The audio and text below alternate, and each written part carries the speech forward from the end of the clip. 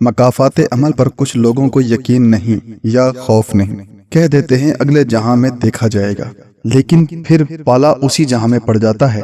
آپ یقین نہ بھی کریں، لیکن مکافات عمل بہت ظالم شے ہے۔ وقت لوٹ کر آتا ہے اسی رنگ کے ساتھ، اسی ڈھنگ کے ساتھ اور اسی رد عمل کے ساتھ جو آپ ماضی میں چھوڑ آئے تھے۔ وہ آج پھر سفید مگر میلی چادر میں آئی تھی۔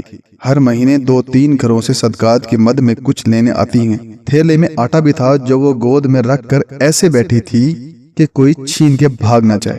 ان کی نئی نئی شادی ہوئی تھی، دونوں بھائی ایک ہی گھر میں تھے۔ چند سالوں بعد بٹوارے کا چکر شروع ہوا۔ انہوں نے میاں کو کہا کب تک جوائنٹ فیملی سسٹم میں رہیں گے، الگ ہو جاتے ہیں۔ سسر پر آئے دن دباؤ ڈالنے لگے کہ جائیداد کی شرعی حصے کر کے بانٹ دیں۔ وہ اولاد کی باتوں میں آ گئے، گھر، دکان اور پلاٹ کو بچوں میں تقسیم کر دیا۔ اب ابا جی اور اماں دونوں بوجھ لگنے لگے تھے، چونکہ لالچ ختم ہو گیا تھا۔ آبائی گھر بڑے بھائی کے نام ہو چکا تھا، چھوٹے بھائی نے الگ گھر لے لیا تھا۔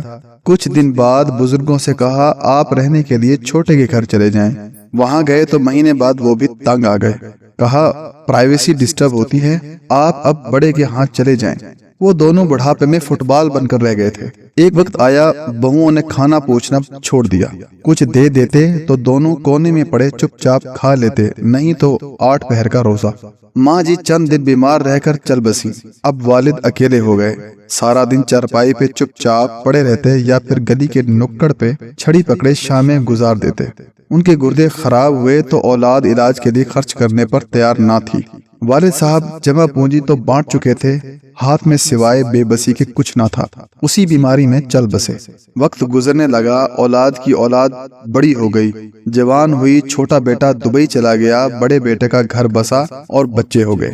اسے کاروبار میں نقصان ہوا تو باپ سے کہا آپ وراثت تقسیم کر کے دے کیوں نہیں دیتے؟ باپ نے شفقت پدری دکھائی اور دونوں دکانیں بیچ کر حصے کر ڈالے۔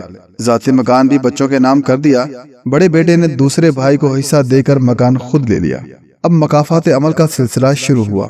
وہ ہوا جو وہم و گمان میں بھی نہ تھا۔ گھر میں خواہ مخواہ جھگڑے شروع ہونے لگے۔ بہو بیٹے نے پہلے تو سخت مہری دکھائی، پھر صاف کہا اپنا کچھ انتظام کر لیجیے، ہم دوسرے شہر شفٹ ہو رہے ہیں۔ انہوں نے بس اتنا احسان کیا کہ مکان خالی نہیں کروایا جو اب بیٹے کے ہی نام تھا۔ دونوں اب اکیلے رہتے ہیں۔ بزرگ خاتون ہر مہینے زکوٰۃ یا صدقات کے پیسے اکٹھے کرتی ہیں اور گزر بسر ہوتی ہے۔ کہہ رہی تھیں اولاد پاؤں میں پڑ جائے، فاقوں مر جائے، کبھی اپنے زندگی میں کچھ بھی ان کے نام نہ کرنا، تحفتاً کچھ دے دینا۔ جس دن رجسٹری دے دی بادشاہ سے گدھا بننے میں دیر نہیں لگے گی۔ وہ ہر بار یہ کہانی سناتی ہیں، پھر پلو سے آنسو صاف کرتے ہوئے ہر بار ہی کہتی ہیں تربیت میں تو کسر نہ تھی، پتہ نہیں کیوں اولاد اتنی ظالم نکلی، اور مجھے لگتا ہے جو بویا تھا اس کی فصل دنیا میں ہی پک کر تیار ہو گئی، اور اب سوائے کاٹنے کے اور چارہ کیا تھا، اور بیٹے نے ابھی تازہ تازہ بوئی ہے، دیکھیے کب کٹے۔